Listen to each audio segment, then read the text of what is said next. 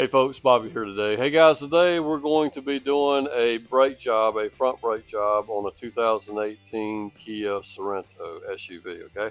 A couple things I want to talk about right quick. Now what we've already done, first of all, I've got this vehicle already up on jack stands. Always make sure you get your vehicle up off the ground and properly positioned on jack stands before you do any work underneath the car, okay? So that's always number one safety precaution as well. A couple tools I want to talk about today that we're going to find links to throw down below. One thing is this Alloy Man 1/2-inch drive impact wrench. Okay, I actually done a review on this one as a product review about a year ago. This thing's still hanging in there really strong. It's very affordable. It's under $100. Very cool little tool to have to where you don't have to break out the air hoses. Okay. And then another thing when doing any brake job is this little caliper tool right here. Well, this one here is made by the company Lyle. We'll throw a link down below for this as well. This is a handy little thing to have because you can just squeeze your piston right on back in the caliper. It makes life a lot easier than using like channel locks or a C-clamp. And this here, guys, these things are really inexpensive.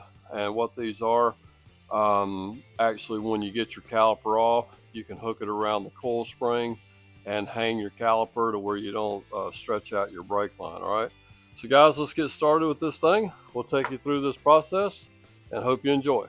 Okay guys, step one, I got my 3/8 air ratchet here with a 14mm swivel socket. I'm gonna go ahead and take the upper two caliper bolts out here right quick. So we're just gonna stick them on here, back these out. Now for the lower bolt, break it loose. Okay, here's where these hangers come in handy. I'm gonna go ahead and just put one up here and hang it right on the coil spring. Actually, I'll hook it on the caliper first. Sometimes it's easier to do that. Just kind of hook it one way or the other. And now you can just reach up here and actually hang it right up here out of your way. Or if you need to move it over this way, totally out of your way, you can. And when you do this, you're always supporting the caliper to where your brake line is not all stretched out. Okay, now we're going to go ahead and remove the caliper bracket, and it takes it's got two 17mm headed bolts holding it in place. One right here, one right here. We're going to stick our breaker bar on here and break these loose. And someone got a little happy last time they tightened them up, so we had to end up getting the breaker bar out to break them loose. Really no need for them being that crazy tight, but we'll put them back at the proper spec. So now we're going to take our 3/8 air ratchet and go and back these out.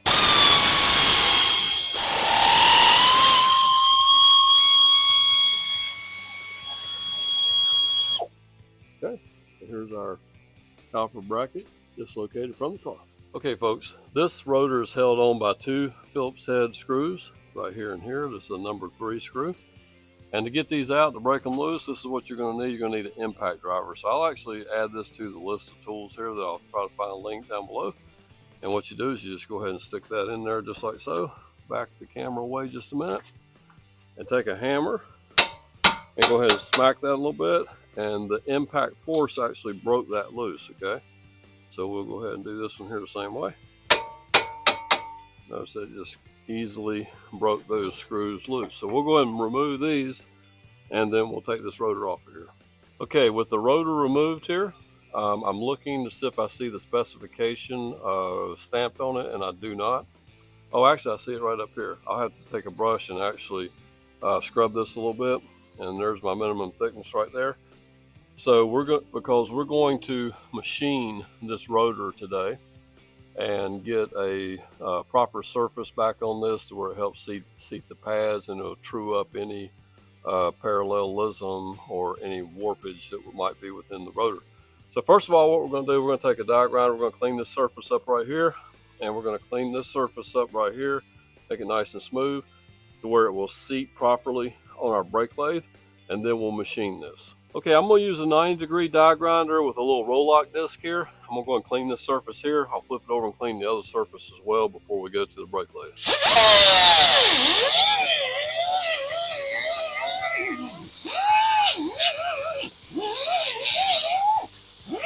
Okay guys, hey, I'm over here on the right side of the car. I'm gonna go ahead and tear things down just like I've done on the other side, except I'm not gonna take you through here at real time. I'm gonna speed it up a little bit into a time lapse. So we're just gonna tear all this apart, and then we'll get back to talking about the rotors and machining them on the brake lathe, so stay tuned.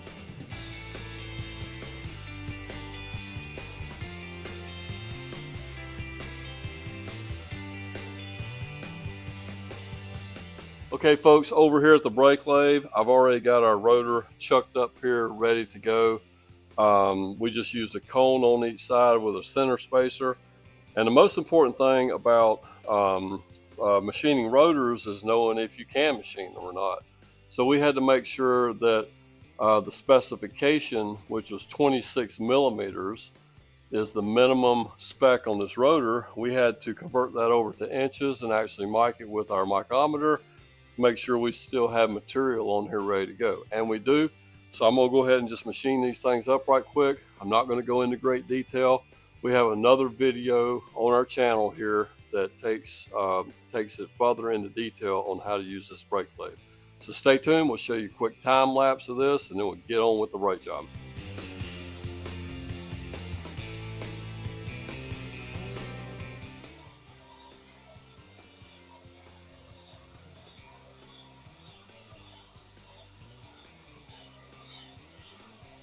Okay folks, hey, we got this thing machined, and now what we're going to do is take a piece of sandpaper and put a directional swirl finish on this thing. Basically all you do is just hold your sandpaper up against there, kind of rub it back and forth, and it will actually take the swirling effect out of the rotor that the lathe has put on it, like the record player effect. This will break it up a little bit. This will help your brake pads to break in a little quicker and be a little less noisier. Okay, while we're waiting on our second rotor to finish machining, I'm gonna go ahead and start getting these caliper brackets ready here. So I'm gonna take a wire brush and I'm gonna go ahead and clean this stainless steel clip here. It did not come with new ones in the brake pad kit that we received. So we want to go ahead and make sure we clean these up really good. Get all the brake dust and so forth off of there. And then we'll lube these up in just a moment before we put our new pads in place. And we'll also lubricate the caliper pins right here. We'll pull these out and show you how to do that in just a moment. Okay, with the bracket all cleaned up, we're going to go ahead and pull these pins out here and just kind of grab the boot and pull back just like so. Now we're not going to mix these up because sometimes it does make a difference. But what I'm going to do, I'm going to pull a little bit of this 3M. This is a 3M brand silicone paste, and this works really good on Asian car pins from the factory. They come with like a silicone based grease here. Go ahead and put you a thin coat on here. Don't go crazy because you'll end up kind of like getting so much in there that the pin don't really want to slide in there too good. So go ahead and just put you a thin coat on there and kind of twist it as you're going back in. That helps to distribute everything in there, and that was ready to go. That should be good for another 30,000 miles, which is about what you're going to get out of a set of brake pads if you're lucky. So let's just go ahead and lube this one up as well. Shove it in there, go ahead and give it a good twist. Distribute that grease all the way around, and you're ready to go. We'll go get the other side set as well. Folks, what we're doing here right now is wiping off the surface of these rotors. As you can see, when they come off of the brake lathe, they are quite dirty. It's got that thin little coat of brake dust on there, or actually metal from the machine process. So what we're doing is taking some brake clean, and we're just about out. Oh, we got just enough, I think, left to do what we got to do here on our second rotor. Just wipe this surface really good. Some people will actually wash these rotors in soapy water and blow them off. I'm not going to do that here today. We're going to get these good enough, get clean enough. People will do that because they believe that it actually demagnetizes the rotor and helps to keep particles from getting embedded into the brake pad. But I tell you, if you just get this surface good and clean, You see everything that come off on that rag, you'll be good to go. Okay guys, we're going to go ahead and put this left side brakes together, and then I'll let you, I won't put you through the pain of watching me do the other side. We've actually already got it all put back together, but we wanted to show you on this one here, the one that we actually took apart for you earlier. So let's go ahead and put our brake rotor in place. Make sure you line up the screws with the holes that are already in the rotor. We'll go ahead and get our same little impact driver here. Let's go ahead and screw these down by hand, real fast like. Okay. We'll go ahead and screw them down, and what I like to do is just add just a little tap to it, not much, just enough to keep it from backing out. For next time, you don't want to go too crazy on it, because you want the next guy to be able to get it off of there with an impact driver without stripping it out. All right guys, the next thing we're going to do is put the caliper bracket on, but real quick like. I've done this on the other side. See how rusted up these caliper bolts are.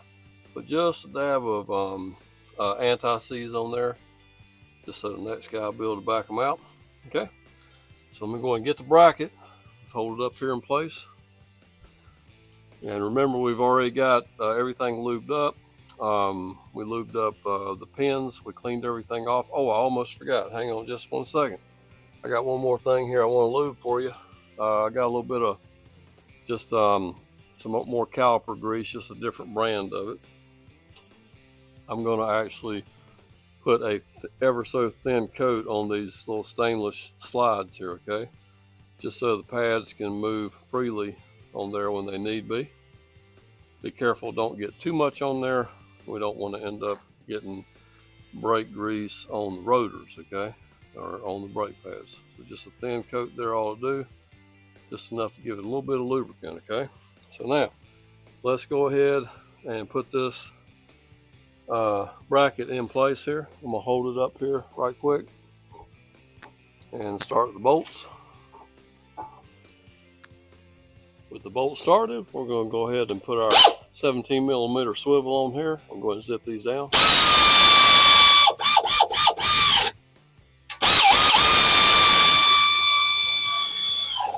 And just for extra precautionary measure, I went ahead and looked up the spec on this thing. It's anywhere from 58 to 72 foot-pounds.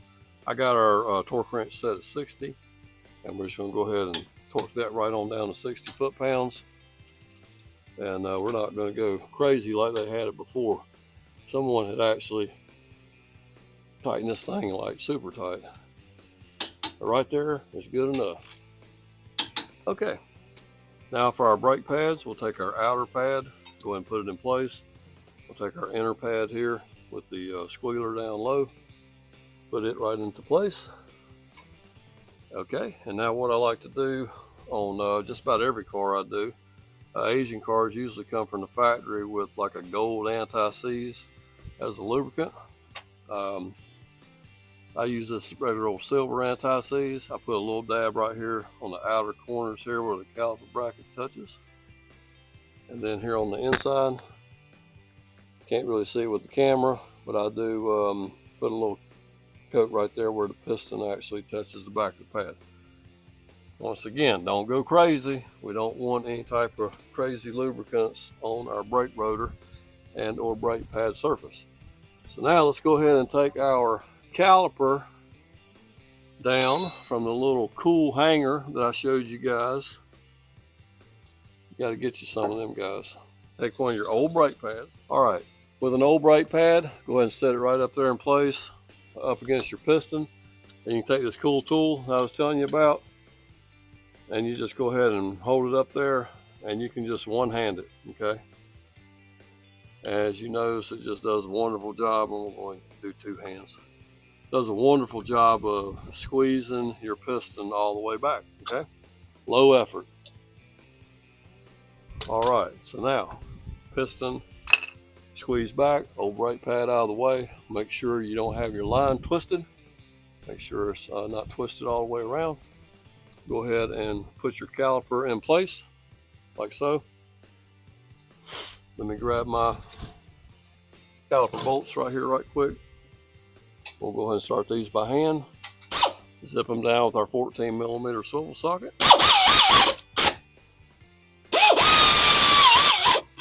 All right. Now guys, what I'm going to do here is just take my 14mm double box end wrench, and I'm just going to kind of make sure it's nice and snug. If you don't trust yourself, you can set the torque wrench up for that as well, and probably about 15 foot-pounds would be about the correct spec on this size bolt. Okay, we're good to go. Okay, for the final step here, guys, let's put our wheel in place. I want to show you this cool little impact wrench before I let you go. Maybe decide you might want to get one for yourself. And we're going to start all these by hand right quick. Okay, now we're going to use this Alloy Man 1/2" impact. Notice I have a torque stick on there that will prevent me from over tightening the lug nuts, okay? So you can go ahead and hit on it pretty hard. You're not going to over tighten anything. Always go in a star pattern. And we're good to go. All right, now, one more thing that I will do after I lower the vehicle back down is I will take a regular torque wrench with my 21mm, and I will go around and torque them all 80 foot-pounds. Just something I do every time. I don't trust the torque stick. I like to go back and check it again with a torque wrench.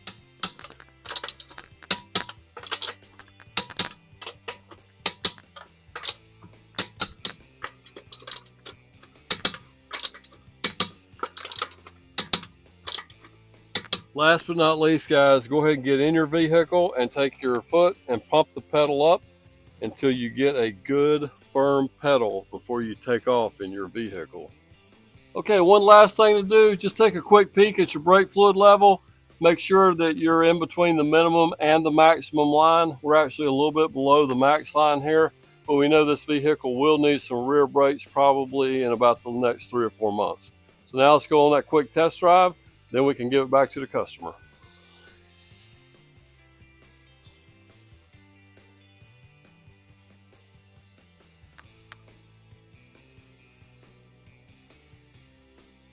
All right, friends. Hey, we're back from the test drive. It drove out really good. And what I like to do with a brake job is actually go around, do some very light braking at lower speeds to kind of seat the pads a little bit.